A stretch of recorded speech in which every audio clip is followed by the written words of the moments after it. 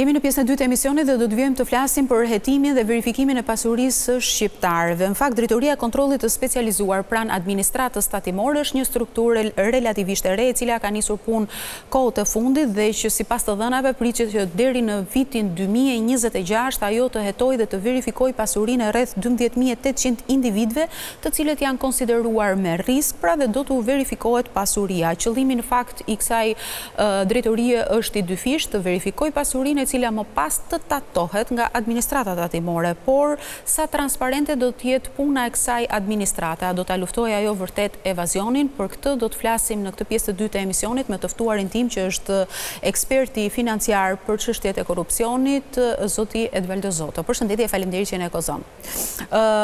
Zoti Zoto, si e pat ju lajmin e administratës tatimore gjatë kësaj jave, e cila njoftoi se do të jenë objekte timi rreth 400 individë që posedon makina luksi?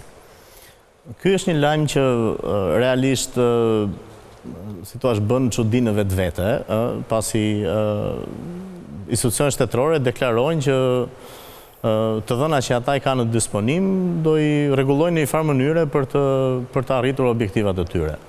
Në fakt, ai lajm, për shkak se është komentuar gjithsesi në media, lë për të dyshuar nëse është një lajm që ka të bëjë me iniciativë parandaluese të administratës tatimore, me iniciativë informuese ndaj qytetarëve, apo me një iniciativë hetuese dhe pastaj për të proceduar me ato me rikthimin me mbushjen e arkës së shtetit.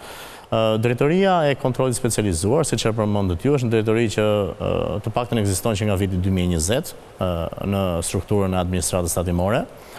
Është e përbërë me një personel për rreth 10 vetësh, pra shumë e vogël se sa drejtoria e hetimit tatimor, që është një strukturë tradicionale e administratës tatimore. Dhe që nga 2020 nuk ishte dëgjuar ndonjëherë për këtë strukturë.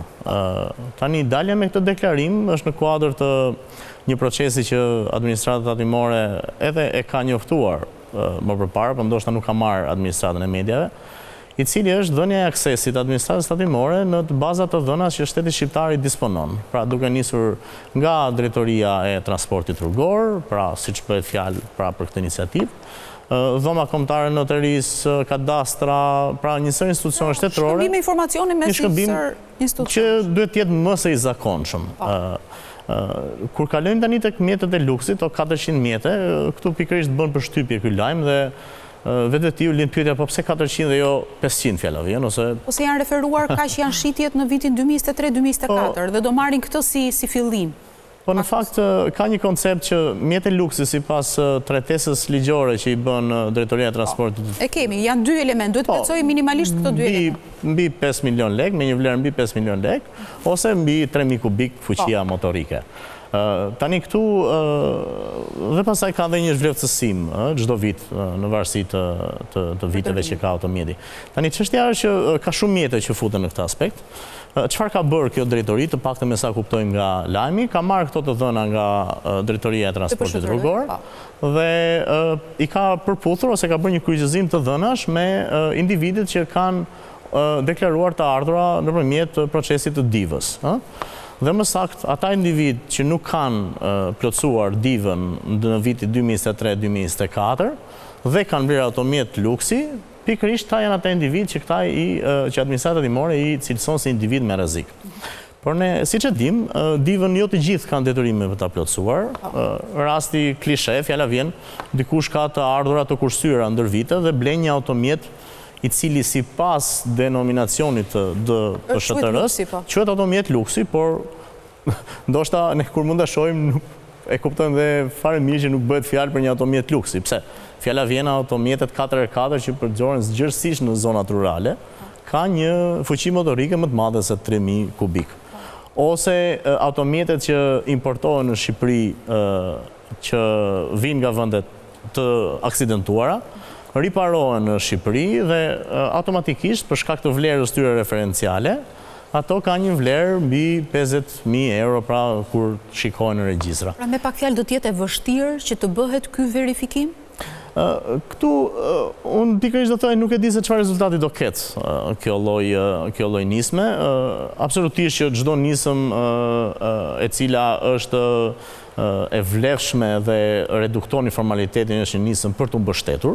Patjetër, se në qoftë se vërtet është kështu siç administrata tatimore po dyshon në këtë fazë të parë, pra në qoftë se ka marrë të dhënat nga DPSHTR-ja dhe rezultojnë që rreth 400 individ kanë makina që kushtojnë mbi 50.000 euro e sipër, është në të drejtën e saj administrata që të bëjë një verifikim për poseduesit e këtyre mjeteve. Është vërtet. Verifikimet do bëhen, domethënë ky është një proces, siç thash, kjo drejtori ka 10 veta në përbërjen e tyre, pra 400 automjete, si gjithë secili prej tyre do kontrollojë të paktën 10 automjete prej paktën 40 automjete secili bie për çdo punonjës. Me siguri do ketë një proces burokratik, pra shkëmbimi i informacionit midis qytetarëve, pra të interesuar, subjekte interesuara, dhe kësaj drejtorie, dhe besoj këtu do jemi dhe do mësojmë se çfarë efekti ka prodhuar. Sa beson se do ketë efekt një verifikim i tillë? E beson? Po, efekti maksimal është 3 milion euro. Nëse marrim që të gjitha mjetet kushtojnë rreth 50.000 euro, janë të 400 mjetet nuk janë deklaruar të ardhura, tatimi, efekti tatimor që prodhon është 3 milion euro. Kështu që është një shumë jo tepër e konsiderueshme. 3 milion euro sepse duhet të deklarojnë... Po, nëse deklarohet ai 15% që tatimit që duhet deklarohet nëse ti ke gjeneruar një të ardhur dhe duhet ta deklarosh sipas në kuadër të deklarimit të të ardhura. Ky është efekti maksimal, po besoni se do arrihet deri këtu apo do të jetë pak e vështirë për të bërë gjithë këto verifikime? Nuk e besoj dhe unë të thash, unë shpresoj shumë që të jetë një iniciativë informuese. Në fakt, administrata kështu tha, kemi fillimisht e kemi informuese dhe sensibilizuese, por në një fazë të dytë... Po çështja është që nuk është realizuar sensibilizimi, pasi shumë njerëz janë shqetësuar, se siç thash, në mjetet e luksit hynë shumë mjete që realisht nuk janë luksoze, por edhe i bën njerëzit që ta keq kuptojnë ose të shmangin atë kuptimin e drejtë se çfarë po synon të bëjë administrata tatimore. Që nga Adam Smith, parimet e taksambledhjes ose parimet e taksimit kanë të bëjnë me atë qartësinë. Pra, është nevojshme që taksambledhësi të jetë i qartë në ato taksa që do mbledh dhe ta informoj qytetarin, por edhe ato taksa t'i mbledh në kohën e duhur. Në momentin kur nuk zbatohen këto parime do thoja unë të përbotshme, atëherë dhe taksa paguesi fillon dyshon dhe krijon dhe premisa për të ndërmarrë veprime që i shmangen pagimit të taksave. Drejtoria e administratave tatimore do vijojë, unë besoj do vijojë me iniciativa të tilla, pasi do ketë në vazhdueshmëri akses në baza të dhënash shtetërore, jo vetëm tek drejtoria e transportit DPSHTR-ja, por edhe në bazat të tjera të dhënash, kështu që ndoshta shumë shpejt do presim deklarata të ngjashme për zotruesit e orave të shtrenjta, ose zotruesit e bijuterive të shtrenjta, në bazë të pikturave të shtrenjta. Pra, ka shumë grupime, subjekte të cilat mund të jenë me rrezik për fshehjen e të ardhurave, pasi kjo është...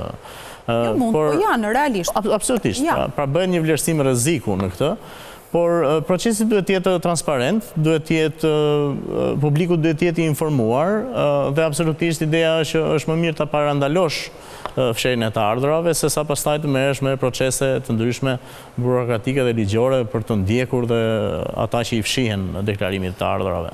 Zoti Zoto, drejtoria e kontrollit specializuar, siç e thash, është një drejtori relativisht e re në administratën tatimore, por përveç hetimit të këtyre 400 individëve të makinave të luksit, fokusi i punës së saj do të jetë edhe hetimi i individëve në tërësi për të parë nëse e kanë të justifikuar, po themi, nëse i kanë të deklaruar atë ardhurat e tyre dhe i kanë të justifikuar atë ardhurat e tyre.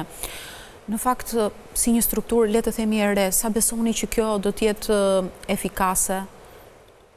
Dhe mbi të gjitha njërë të gjithë kanë një pikpyetje dhe për të kuptuar si mundet që një institucion të më vlerësoj stilin tim, se kështu është do vlerësojnë të ardhurat me bazuar në stilin e jetesës. Sa e mundur është kjo të bëhet në mënyrë objektive? Unë vi nga një eksperiencë gjatë në fushën e sigurisë dhe në parim çdo strukturë speciale nuk ka kuptim nëse është afatgjat.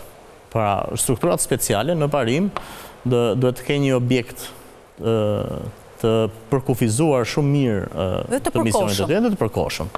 Struktura speciale që janë afatgjat, pra janë të shtrira në organigramat e institucioneve dhe funksionojnë në një kohë të gjatë, nuk janë më speciale. Edhe në fakt, pikërisht ky lajm për mjetet luksioze dhe ky nuk ka asgjë speciale këtu. Ky është një kryqëzim i thjeshtë të dhënash. Dhe unë do të shpresoja shumë që kjo drejtori të ishte më e specializuar dhe të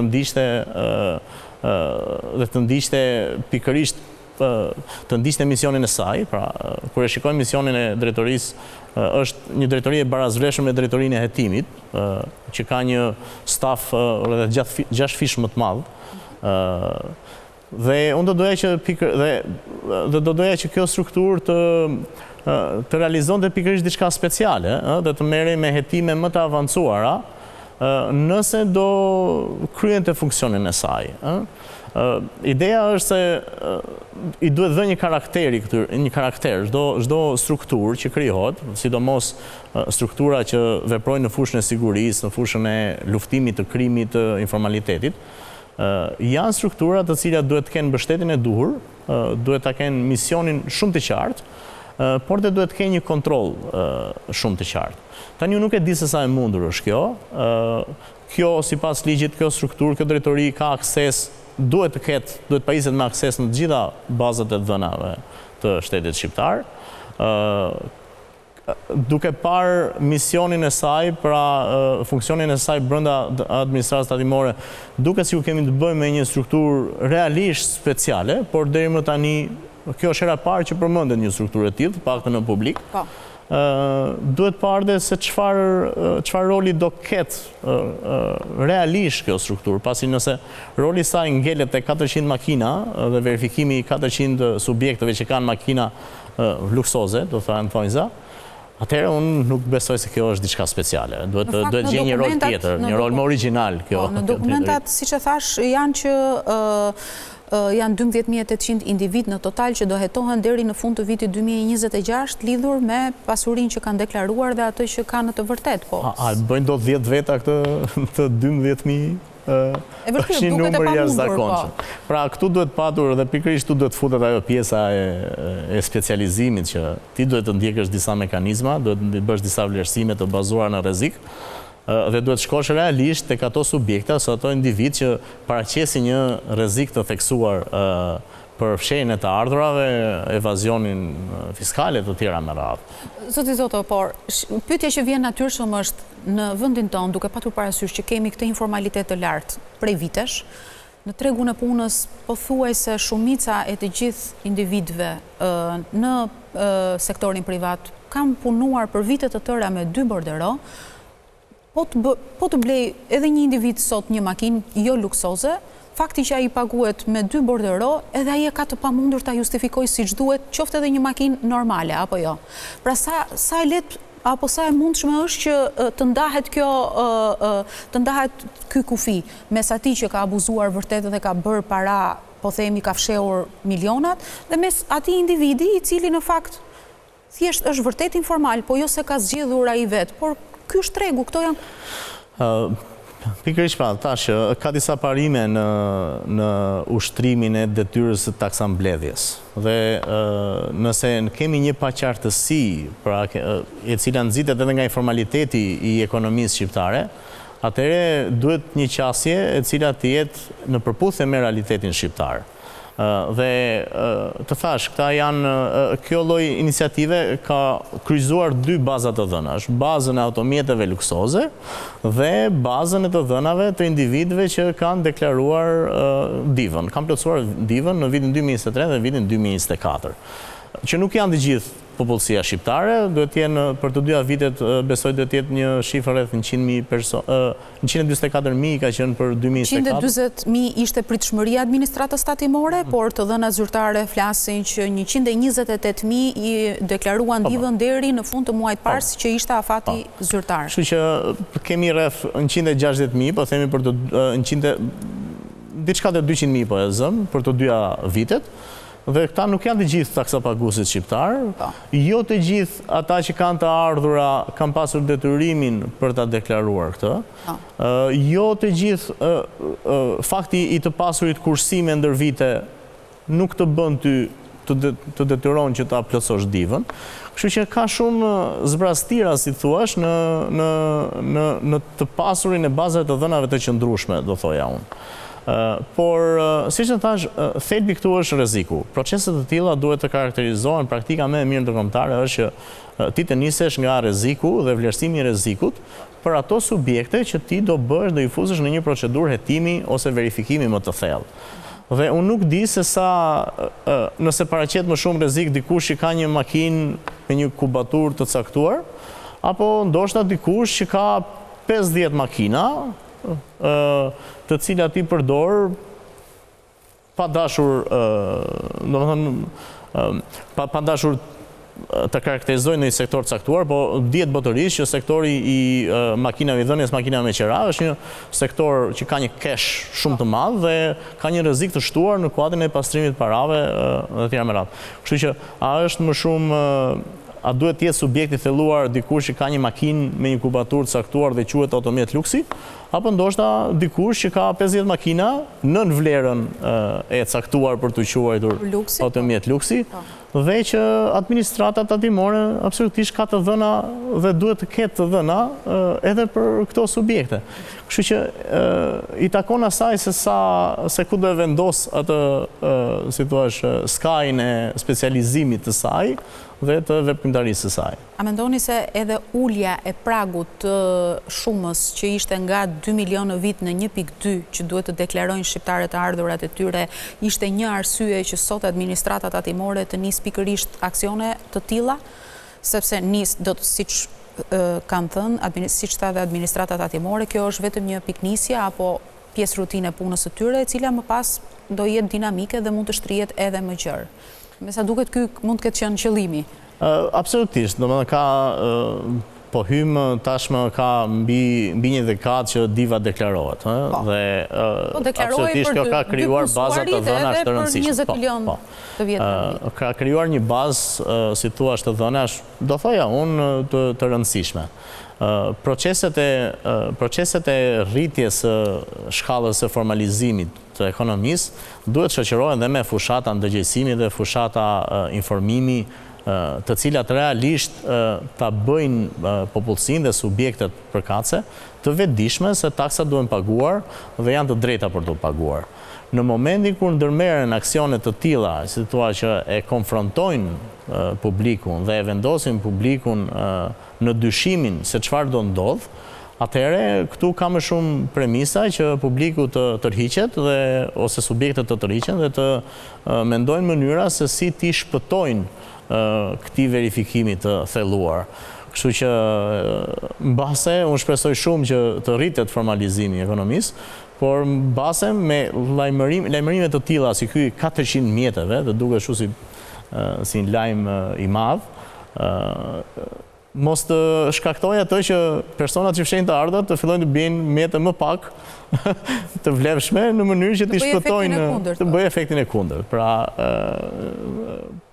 Pra do doja që të evitoheshin efektet tilla negative që shkaktohen nga një fushat komunikimi e papërshtatshme ose diçka për cilën publiku nuk është i mirë informuar. Gjithsesi, edhe një pyetje, zoti Zoto, mjetet të tilla, mënyrat të tilla, metodat të tilla ndikojnë në reduktimin e informalitetit dhe të evazionit, apo rruga e duhur, mënyra më e mirë dhe më efikase është, le të themi, një sistem më i ndershëm tatimor, një klim pak më e përmirësuar, e cila mund të vinë në mënyrë graduale dhe efektet mund të ketë të shtrira dhe jo të menjëhershme?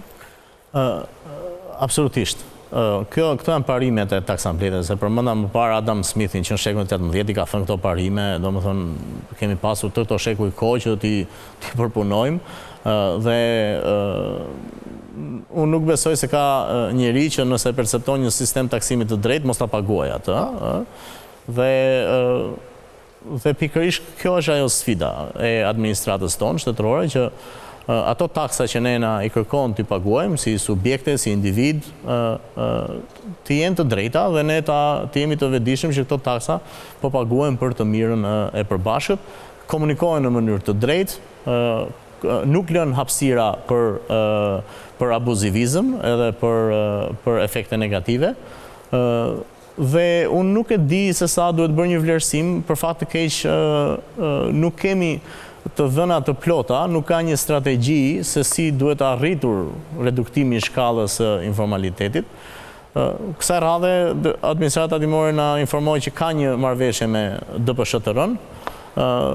Në planin e saj, në dokumentet e saj strategjik për periudhën 2024-2028, administrata hetimore ka në plan që të ketë akses dhe në bazat të tjera të dhënash, pikërisht përmes kësaj drejtorie të kontrollit të specializuar, por ama nuk na ka thënë që çfarë do ndodh dhe cilat janë pritshmëritë, cilat janë ato efektet matëse të suksesit dhe aktivitetit të këtyre iniciativave. Unë falenderoj që ndave me mua këto opinione.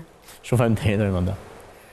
Nderuar miq, ne kemi shkëputje publicitare dhe do vijojmë në pjesën e tretë e emisionit, do të flasim për penalitetet dhe gjobat që do të fshihen nga sistemi si pasojë e vendimit të qeverisë për të fshirë të gjitha ato gjobat e vendosura në 10 vitet e fundit. Vetëm pas pak.